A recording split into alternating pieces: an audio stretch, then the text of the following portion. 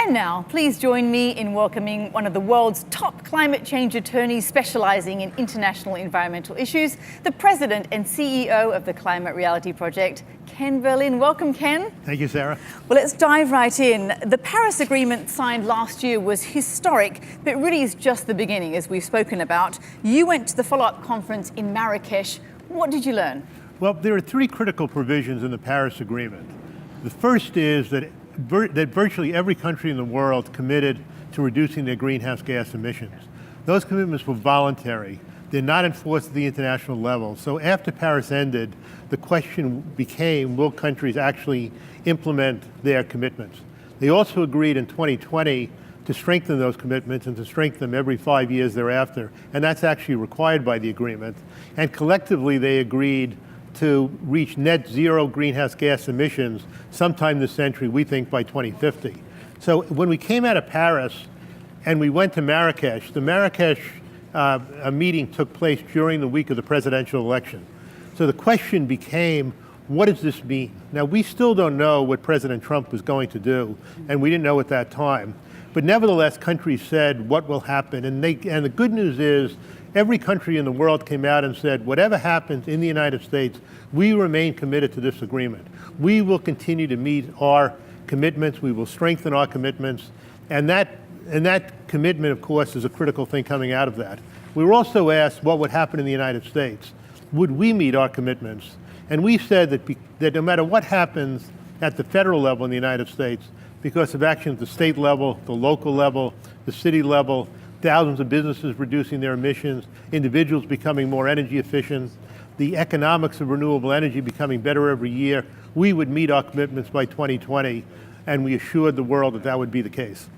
Now, Climate Reality was very involved in the lead up to the Paris Agreement and onwards. Curious to know what the organisation has been working on in the past year to kind of build on that momentum. Well, essentially, again, every country made a commitment, but the question becomes, how do you make sure that those commitments are implemented?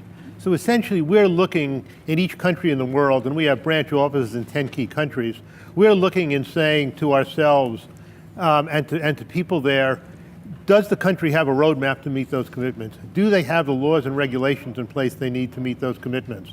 Is there transparency in their actions so we can tell whether in fact they're doing that, and we will, what steps we have to take to make sure this is implemented. So we're working on each of those issues in each of the countries in which we have a branch office and in which our climate reality leaders are located. In the United States, where there's more opposition to this, we are continually working to build public support for addressing climate change, creating more and more climate activists every year through our training of climate reality leaders, which we do around the world, and through other efforts we take to make people become more involved in this effort.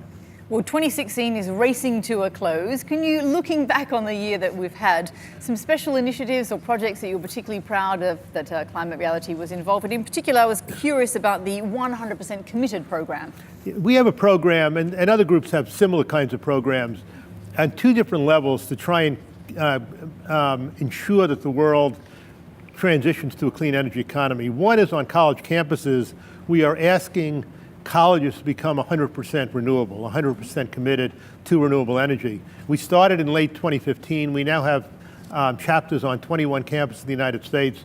Our goal is to get up to 100 campuses, and we're building a major movement. We've had our students sign petitions on these campuses. We've had over 100,000 students sign these petitions, as many as over 6,000 students on campuses like Michigan State and Florida International University. We've had the first campus, Plymouth University, say that they were becoming 100% renewable. We've done the same thing in the winter sports community. We've been working with cities in the ski areas to become 100% renewable. And this year, Salt Lake City, Park City, Aspen have signed on to that, as have other businesses. So we have this effort. We're also working at other levels. We're working at the state level. We were involved in a few state legislative referenda fights over solar energy, all of which were successful from our standpoint. Again, we're working with as many activists as possible to get them involved in these issues. And then looking ahead, can you give us a sneak preview of what the organization will be involved in 2017? Well, in 2017, again, because of what's happened in the United States, we'll be placing more and more emphasis on work at the state, local, and city level, and with businesses, and with making sure on the federal level in the United States that even if we don't make positive progress on the federal level, we want to take the steps we need to make sure that regulations and laws are protected so we don't go in the reverse direction on climate change. So we'll be very, very active again on many different levels. And finally, just to conclude, I think a lot of momentum is built up around the Paris Agreement. People are interested in climate now. How can they best get involved in climate reality? Well, there are a couple of ways. What we need to be successful in this is we need everybody watching this program, everybody who can, to become involved in this issue. It's the actions of millions of people that will ultimately make this a successful issue. People reaching out to their politicians, reaching out to their friends, reaching out to their neighbors, speaking about this issue. So we suggest that people go to our website, 24hoursofreality.org, and use their voice in social media to reach out to people right now. We also have on the website an action kit that people can download that gives them a set of tools and strategies they can use to become involved in this issue. If they really want to become deeply involved, we do trainings of what we call climate reality leaders. We do 3-day trainings. We train about 2,500 people a year. We do it around the world. This year we've done trainings in the Philippines, in China, and in Houston, Texas. Next year we'll be doing 3 trainings, starting with a training in Denver on March 2nd to 4th, which people can sign up to now. We urge people to become involved in that. And in general, people can go to our website, climaterealityproject.org, to become involved and to look at the work we're doing. Well, Ken, thank you so much for your leadership and efforts. Okay, thank you very much.